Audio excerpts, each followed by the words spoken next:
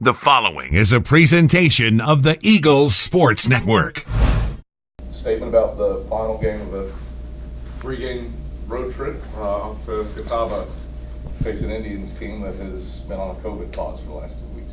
You know, that's one thing I think that's unfortunate for Catawba. You know, they've been off for the last 2 weeks, and so, you know, our prayers go out, and, you know, we pray that, you know, all our student athletes, faculty, and staff are safe kind of through this whole pandemic, you know, but we are looking forward to getting back on the field again. You know, that's the thing when you in the situation that we're in, you know, like, and one thing that we love doing is playing football. And in order to get better at it, you know, big word that's come to mind to me right now is persistent. You know, so, you know, our theme for me this week is persistence. You know, we're going to continue to go out and work and keep swinging the bat and keep getting better, keep doing the right things the right way for the right reason. And, you know, and then look and get ready to, you know, go into this game on the road. And, you know, so I'm kind of, you asked me about Catawba, but, you know, kind of leading to where this whole thing is. It's still for us about us and about us getting better. And so, like, we haven't seen Catawba in 2 weeks. But before their pause, I mean, they're 3-0. They're playing really well on defense. You know, they got a lot of guys that run well or run to the ball on defense. Offensively, they're super multiple. They give you some problems with just because they do like a lot of different things, and they've done a good job of combining it all together. There's some historical significance to this one, not necessarily because of the teams, but because of the coaches. For the first time in league history, two SAC Hall of Famers get to coach against one another, and two African-American head coaches get to coach against one another. What do those things mean to you? You know, as far as the Hall of Fame part of it, you know, they won't let either one of us play. And so, like, but I think, you know, the thing that part of it is just like you kind of, you know, Curtis is a competitive person. I know him. I'm a competitive person. And so, you know, you don't get into that situation without being competitive. And I think that's one of the things that you probably want to see in both teams, like that competitive nature to want to drive you to be the very best that you can be. You know, as far as, you know, two African-American coaches coaching against one another, you know, it's something that, you know, that one, you know, I struggle with a little bit. I'll be honest with you because, you know, like, you know, we are, and I think it's a great situation we're in where both of us have an opportunity to be able to coach teams. Both of us have the opportunity to coach the teams where we play, you know, in programs that you really love and care for. But, you know, at the end of the day, it's about kids. It's about us connecting with them. It's about us trying to help them grow to be the best people they can be, you know, regardless of what color we are. You mentioned Catawba being multiple. You got to defend one of the top running quarterbacks, not just in the league but in the country. Ken Avent averages 9 yards a carry. Even with the 2-week pause, he's still the fourth leading rusher in the league. What challenges does he provide under center? You know, and I think in all these games, the quarterback has been a challenge, and it's, you know, and we talk about it every week. You know, with our quarterback situation, like you know, having a guy there that can carry the football, you know, pulls another guy away from the defense. You know, they do a lot of stuff as far as running zones. But we know we've always got to have someone alert and being there for the quarterback. And so it gives, you know, other guys the opportunity to make plays. And he's done a very good job of kind of reading things and seeing what's happening. And, you know, the opportunities that the opportunities he takes to run the football, you know, it's because a lot of times he makes really good decisions. You look internally, made some changes, I suppose, to the continuity of the offense against Barton. Felt like you were willing to die with something in doing what you were doing offensively. How do you grade out that change and that step in the process? You know, there's a lot of stuff that when we first start talking about, you know, what we're going to do on offense, you know, like options always been a big part of who we are. And I'm an option football coach. I love the option. I think it forces the defense to have to play assignment football. You know, you got to have someone. You have dive, you have quarterback, you have pitch. You know, and with that being said, you know, there's also a part of putting your players and coaches in position to do what they can do well. And so, you know, that's one big thing we want to look at is like, you know, what can our guys do and be really good at it. Like Coach Guillermo, you know, played at Clemson. He's a good football coach. You know, he's never coached an option offense before. Like, he understands the zone stuff, you know, and so, like, a lot of that, like, to where, even as coaches, like we talk about our players being young, a lot of our coaches are young too, and so we're kind of coaching one another, through a lot of those situations as we put this thing together. You have two of the best linebackers in the country, at least in terms of tackles. What are you seeing from guys like Alonzo Houston and Rondro Peoples that are helping lead your defense through some of these youthful mistakes in the back end? Anytime you're in a situation where you want to have some things and some pieces there that you don't feel like you have to worry about. And I think just not having to worry about, is Lonzo and Rondre going to show up today? Like, we're pretty confident that, they're going to get there and, they're going to give us the best effort they have, each and every Saturday, and we threw Dede in that mix, he was able to kind of get back involved. But I think they just give you that peace of mind of knowing, like, we don't have to sit and stress over whether these guys are going to show up for the game. They're going to play. We still have to do a good job of coaching them and teaching them as they grow, and play. But, like, just knowing, like, overall, like, we don't have to look for them, in a sense. Just looking it up, quarterback interceptions in the NFL. Peyton Manning still has the NFL rookie record. He threw 28 picks. But the rest of his career was obviously amazing, one of the best in NFL history. What we saw from LaMarcus over the weekend was some flashes of brilliance and then, a couple maybe young quarterback mistakes getting his first career start. How do you shape the message to him that, hey, what you are now is not who you're going to be next year or throughout the rest of your career? We do a devotion with our coaches, and this morning that's why you hear me keep talking about that word persistent. I don't remember the number, but he struck out an amazing number of times. And, like Disney, how many times were they turned down?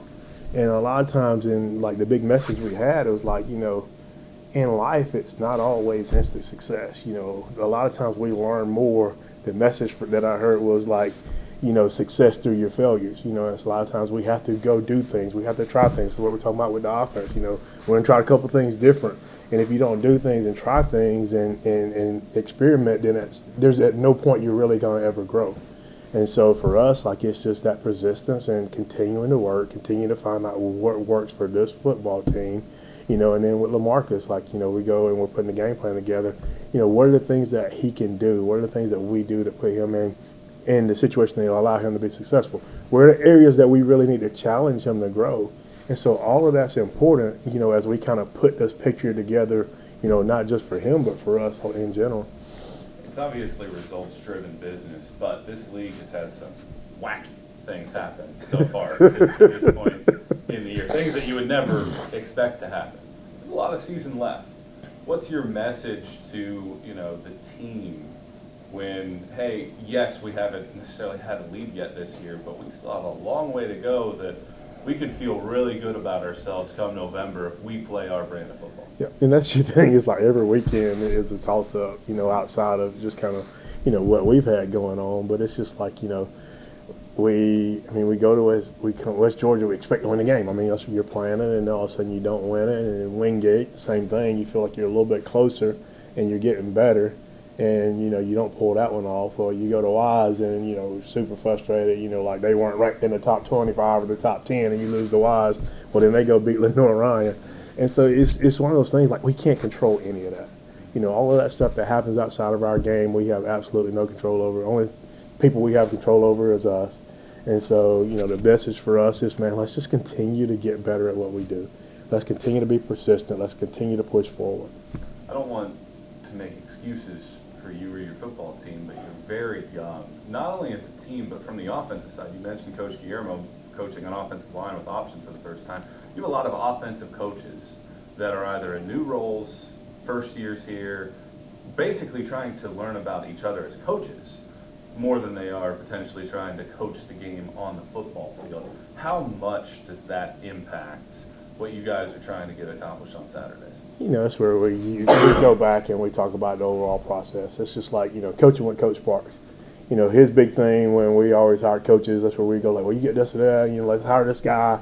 His big thing was always, you hire the right people, and eventually you get in the position to get the other things done that you need to get done. If you hire the right guy to coach the offensive line, and then you need him to learn the option, eventually he'll learn how to coach the option. But, that's the big part of it. So, like, there is a growing curve there, like I said, not just with the players, but also with the coaches. Even from a relationship standpoint, Coach Sparks had a staff that was here for, 30-something years together. I was able to kind of interject myself into that staff once I finished playing. Everyone jokes about going to the defensive staff meeting. Everyone just kind of looks at each other and they walk out because they already know what one another's thinking.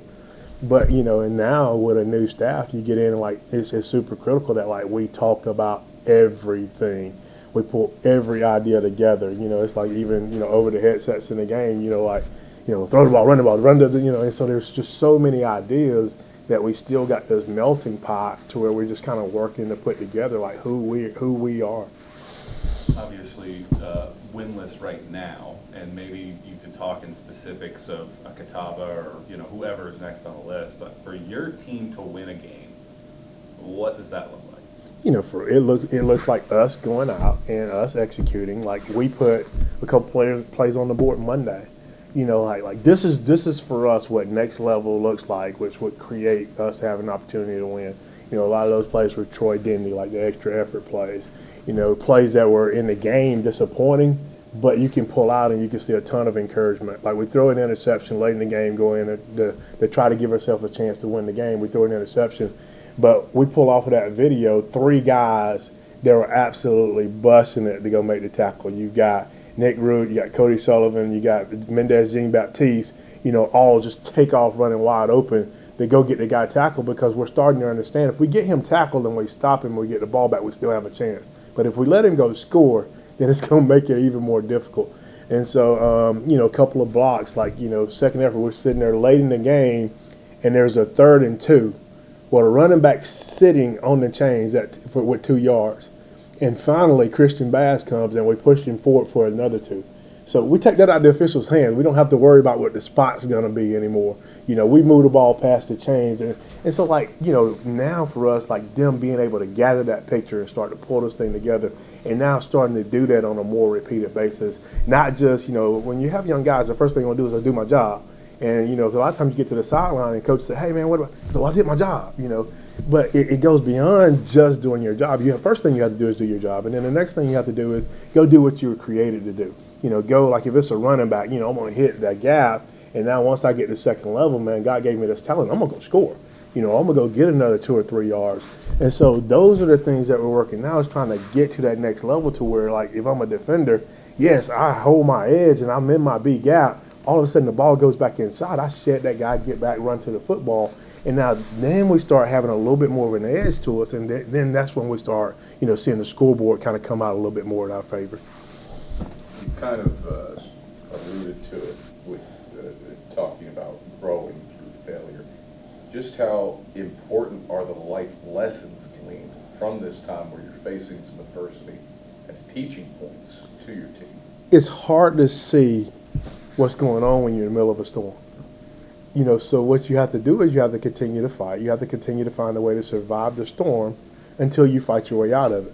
But once we fight our way out of the storm, that's when you're able to go back and look and see, like, man, that was tough. But, and I think the but is where, we are right now. But we came back, we fought, we found a way to win football games. But, we kind of settled down and didn't really do anything, and then it just continued to get worse. And so right now we got to define what our butt's going to be, and so we're in the middle of a storm and we're fighting our tails off, and, we got to make sure that we can just continue to find a way to find success until it shows up on the scoreboard. Troy Dendy, you alluded to him a little bit earlier, kind of had a coming out party for his sophomore season against the Bulldogs. Ran with a bit of an edge. Did you see anything in practice leading up that kind of tipped you off that was going to happen? With Troy, it's just like it's there. You've seen it. Like, even like when I go back to the Bowie State game in 19 in the playoffs, you made a comment on the call, like, that's not a freshman run. But like what happens a lot of times when you have success early, you kind of can get in this little lull. Like I always said, as a player, for me, my worst season was my sophomore season, because everything I was doing, I'd just done as a freshman, and there wasn't anything really new. And so now Troy, coming off of his freshman campaign, we hit the COVID, and now, his true sophomore season, defining who he wants to be as a back, how he wants to be remembered. He always talked about, what can I do to be better than Wimbo? And so now here we go. Like, his sophomore year is pretty good. So we got to get started. And so, that's where you're able to see him kind of get started. He had one good run. He got popped pretty good in that game. But I think he learned a lesson through that failure. He got popped pretty good. But I come over to the sideline, I was like, hey, we got to get a pass down. Now you take that same run, you get your pass down, and it's another 3 or 4 yards. He come back instantly. He took coaching. He put his pass down. And shortly after that, he breaks the run down the sideline. He gets face mask and doesn't fall down. Because he's got his pass down. He's moving forward. And so those things, like for Troy, just same thing. Continue to put that together over and over and over again, and then go back and count your yards at the end of the year. Don't do it right now. Catawba, another team that is pretty doggone committed to running the football. Probably a little bit more, I suppose, balance between Martin, Parker, and Avent and who's getting the touches. What do they do that's similar offensively to what you saw from Barton and Wingate? How are they different? Most of those guys are from that same tree. Catawba's established themselves a little bit like what you are. Most of the guys they've hired were there when Bennett was there. So, Chip was the head coach at Catawba, and then all of a sudden the transition between him and Curtis. So that's kind of, their mantra. That's kind of who they are. They downhill run, 2 tight end zone.